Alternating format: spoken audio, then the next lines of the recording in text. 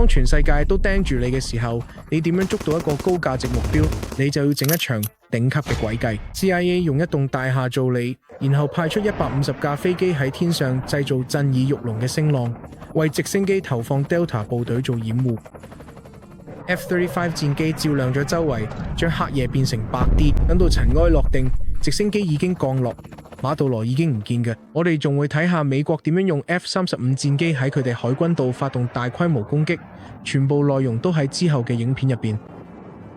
喺夜深人靜，即係凌晨2點，卡拉卡斯全城停電，去到朝早5點，委內瑞拉總統已經唔見咗。但美國究竟點樣玩呢場詭計遊戲？當全世界都專注喺加勒比海嘅航空母艦時，地面上其實已經打緊一場暗戰。呢個唔係入侵，而係一次精準嘅一次營救行動。我哋終於有冇解密版嘅時間線，講述美軍點樣突破卡拉卡斯核心，將尼古拉斯馬杜羅帶走。我哋由第一步開始講部署，呢啲嘢唔係一夜之間發生嘅。美國已經用咗幾個月時間，慢慢收緊對委內瑞拉嘅海上封鎖。美國喺傑拉德福特號航母打擊群同埋硫磺島號2棲作戰群就停泊喺海岸外面，借口好明顯。美國將委內瑞拉政府定性為毒品恐怖主義國家，專門針對嘅毒梟。但當海軍收緊海岸線嘅同時，情報人員就一路追蹤住一個人，佢哋等緊一個特定時機，一個馬杜羅停留唔喐最脆弱嘅時刻。第二步，突襲行動喺委內瑞拉標準時間凌晨2點正式開始。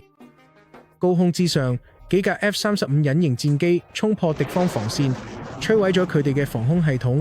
好似呢啲遍佈戰略高價值目標嘅俄羅斯 S-300 導彈，天空清空之後，三角洲部隊嘅直升機就可以直飛去執行任務。直升機飛行期間，佢哋開始進行佯動，戰機繼續發動更多攻擊，轟炸嘅主力軍事基地同指揮中心圖納堡，仲有拉卡爾洛塔空軍基地，徹底動搖喺委內瑞拉嘅空中支援。地面傳咗嘅報告話，現場爆炸聲四起，通訊突然全部中斷。混亂唔係目的，只係掩護。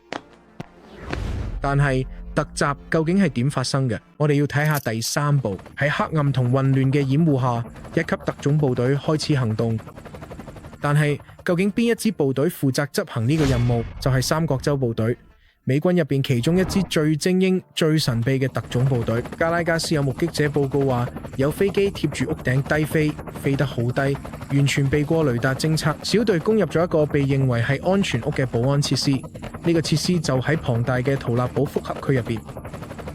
委內瑞拉總統衛隊反應好快，但最終都冇力抵抗，因為直升機提供咗火力掩護。特種部隊行動得極之迅速，好似做手術咁準確，喺多個地點着陸。但係佢哋究竟點樣捉人同撤離嘅呢？為咗解釋呢點，我哋睇下第4步，專門喺直升機喺目標上空盤旋，準備投放突擊小隊。當幾十架攻擊直升機提供壓制火力嘅時候，三角洲特種部隊就降落，開始搜尋高價值目標。佢哋點樣揾到佢哋？好簡單，中情局喺馬杜羅身邊安插咗間諜，而美國嗰邊三角洲部隊就搭建咗喺安全屋嘅一模一樣複製品，反覆排練突襲，練到蒙住眼都做到。特種部隊破門入防，快到佢哋保安都攞唔切反應，閃光彈嘅聲響搞到保安完全迷失方向。佢哋用火槍趁馬杜羅未鎖好所有門之前就捉到佢。當三角洲部隊衝進大院時，馬杜羅震驚得不知所措。尼古拉斯馬杜羅同佢嘅妻子西利亞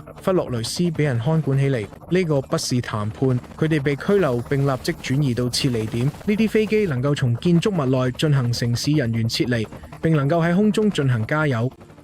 幾分鐘之內，佢哋就升空咗，離開咗委內瑞拉領空，前往加勒比海一個安全嘅海上集結基地。呢次南方之矛行動一夜之間改變咗南美洲嘅地緣政治格局。但等等，喺撤離之後，有報道話 F-35 戰機都係今次攻擊行動嘅先鋒。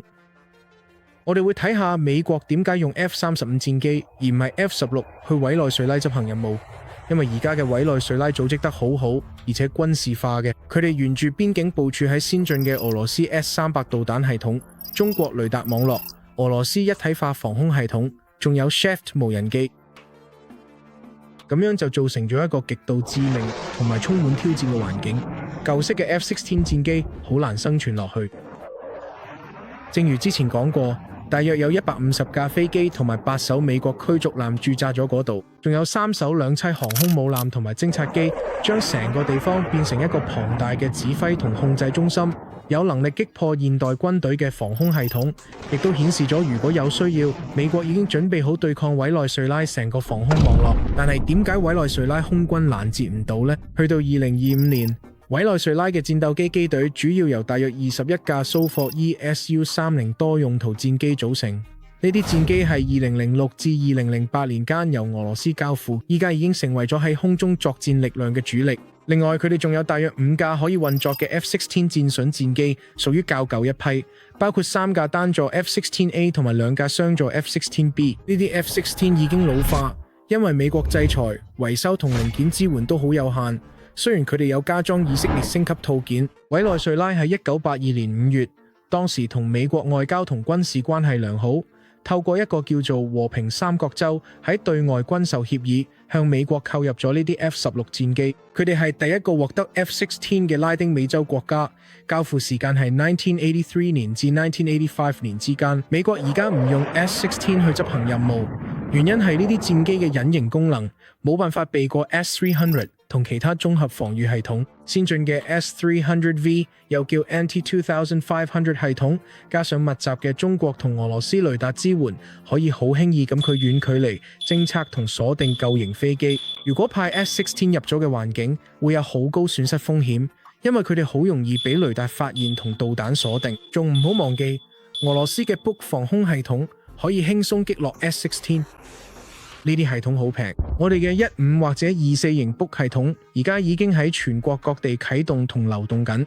另外，16嘅有大量無人機嘅爭奪空域入邊效果都唔好，特別係委內瑞拉用嚟偵察同自殺式攻擊嘅伊朗 Shaft 無人機。不過 F-35 就有關鍵優勢，佢嘅隱形設計令佢可以無聲無息嘅飛，或者風險細好多，對付先進地對空導彈同網絡雷達系統都好有效。佢嘅感應器融合電子戰同數據鏈功能，可以同時壓制同鎖定流動同固定嘅防空陣地，仲可以好快咁適應對付俄羅斯同中國嘅雷達配置。當飛機摧毀咗防空系統之後，委內瑞拉軍隊整體都俾人壓制住，佢就令 CIA 同特種部隊可以向目標推進。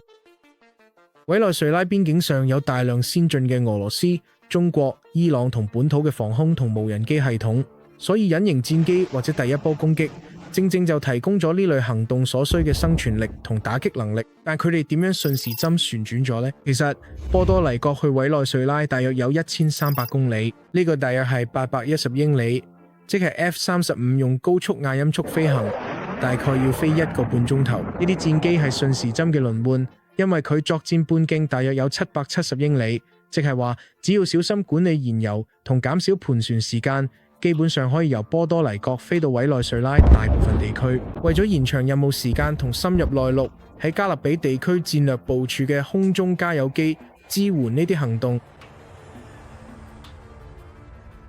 如果要喺幾分鐘內發動打擊，美國配備 F-35B 嘅兩棲攻擊艦可以好快咁發射戰機。呢啲艦隻如果擺喺加勒比海， F-35B 可以喺大約10分鐘到15分鐘內飛到委內瑞拉目標，視乎速度同路線。目標通常包括毒販網絡、防空設施、指揮中心同無人機設施。佢就可以靈活地由海上對委內瑞拉軍方同犯罪基建發動打擊。其實美國喺委內瑞拉附近部署 F-35係重新定義喺區內嘅軍事能力，佢結合咗隱形、先進感應器、電子戰同網絡化作戰，可以突破先進防空系統，持續保持制空權，仲可以對委內瑞拉各種目標快速打擊。呢個策略唔止係反毒品咁簡單，仲係要威懾，甚至必要時可以果斷咁對付委內瑞拉軍事威脅。我哋亦都有深入探討過核三位一體入邊嘅海、空、陸組成部分。記住訂閱我哋頻道，唔好錯過任何精彩內容。